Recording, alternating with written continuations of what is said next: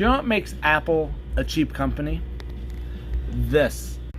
This is the inside of that Mac I featured the other day, and this is where the hard drive normally sits, and we've replaced it with a solid state drive. Now, the way Apple sets up these computers is they have a small SSD, solid state drive, in here, and they call it a fusion drive, which is basically a hybrid drive, but instead of having everything on a hard drive, they split it between a hard drive and a SSD that's down here.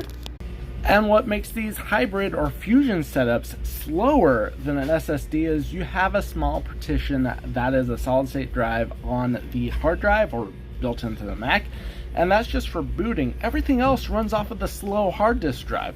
So what makes Apple really cheap is instead of spending a little bit more, which is not much because today SSDs are extremely cheap, instead of spending a little bit more and putting an SSD in the system and having the hybrid drive or the fusion drive be fully solid state, it runs slower than it could otherwise.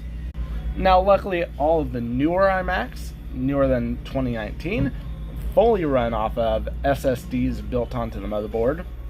Otherwise, Apple, why did you have to go so cheap on these older systems?